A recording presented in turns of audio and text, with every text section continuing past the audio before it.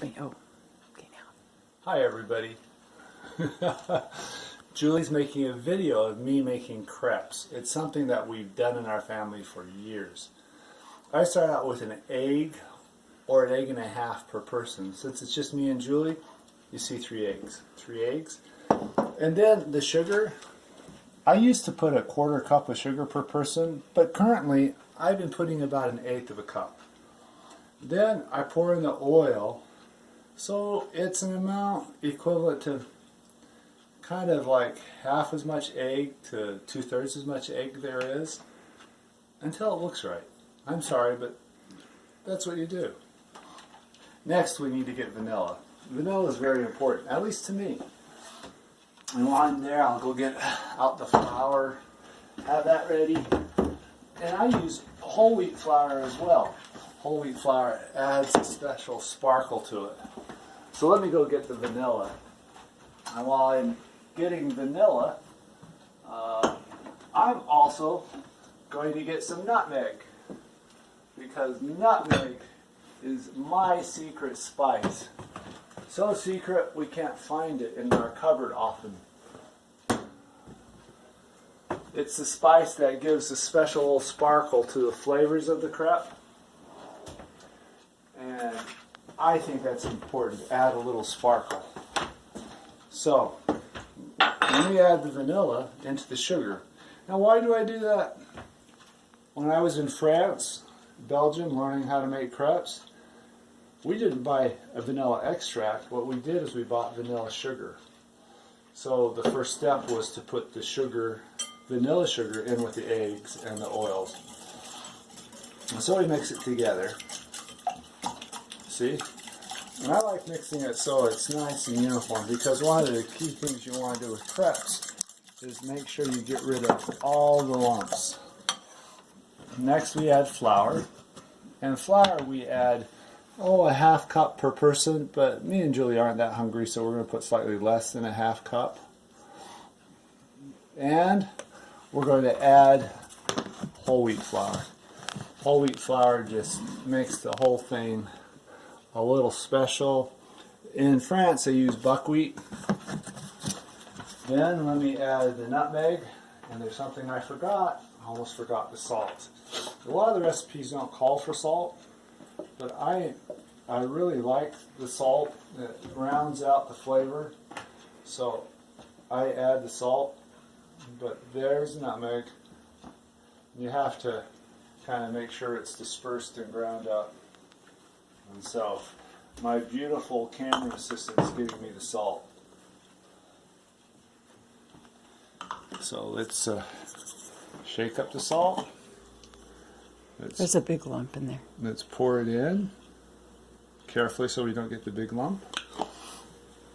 And then, before I add the flour, I mix in, before I add the milk, I mix in the flour with the egg mixture and make sure I get a nice smooth mixture.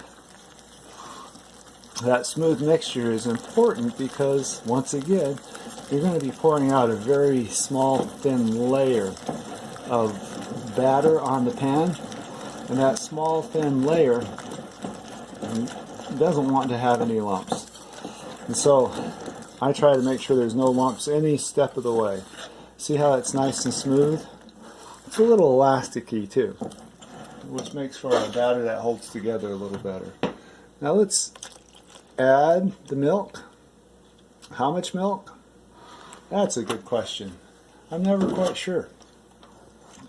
It's one of those things where you don't add enough, the crepes are too thick. You add too much, the crepes are too thin. You want to be somewhere where it's just right. How do you know it's just right? They say it flows like silk. I think that's how you translate what they say in the French texts. And you don't want it to flow like milk, and you don't want it to stick like a batter. And so it's somewhere in between a batter and a liquid. And this is a little thin, but we'll go with it. Okay? We'll make it work. Next stage is getting the pans ready. Can you close the cupboard doors? Now, I like having a lot of light when I cook. I don't know why. Maybe it helps me see the textures better. I'm not sure why, but I like having a lot of light. We have this special pan that I think of being really old. It's an old wherever aluminum pan. Show the handle. We found this pan at Julie's grandmother's place when we lived there. It's a nice solid aluminum pan. It's not a light aluminum pan. And it's been used so often that the surface is really conditioned well. And we don't use it for much besides crepes. And so when we put the crepe batter on it, it comes off fairly well. I put just a touch of oil on it, and I make sure the oil is uniformly spread out. I don't want it too thick. And then I have to wait for the pan to heat up. You wait till the pan's so hot that it's almost smoking. Almost. You can see those first little wisps of smoke. Now I made the batter and I'm going to cook it right now, but I have found quite a bit of success recently in making the batter like the night before and letting it grow together. I'm not sure what the technical term is, but it just seems to help soften it and get rid of the lumps and helps the batter be a better batter. Keep an eye on that pan. Take a look at it and tell me how hot that is. Hot. Okay?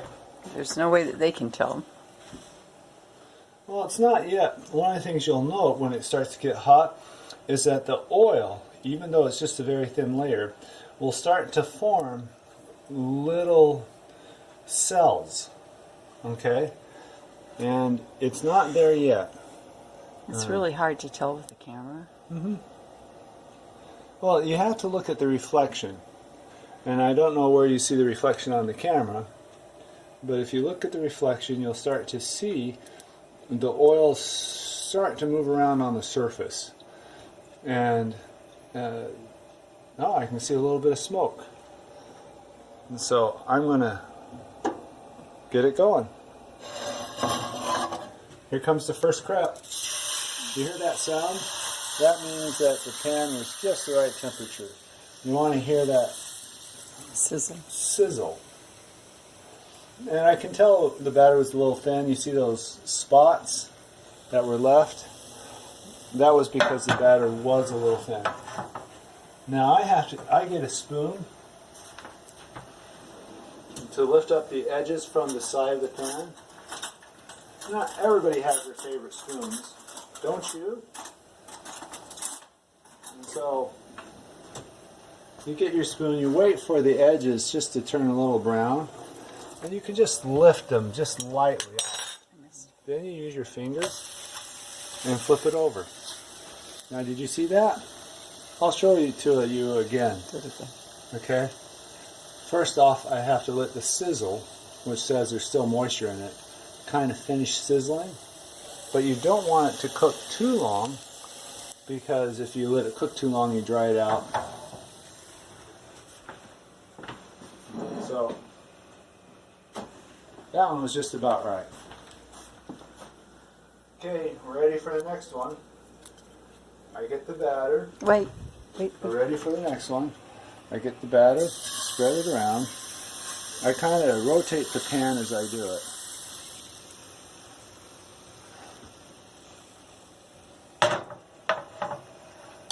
Watch it. It actually goes really quickly. You particularly watch around the edges, okay? Because these edges are up a little. And I like moving it around because no flame is uniform and no pan sits on the flame just the same way. And so I watch it, wait till you can just see it getting brown on the other side. See how that's no longer white there? So I can just lift it off, and I can see that my judgment of color was just about right. You see how that's a perfect gold? Once again, I let it cook until the sizzle is mostly gone.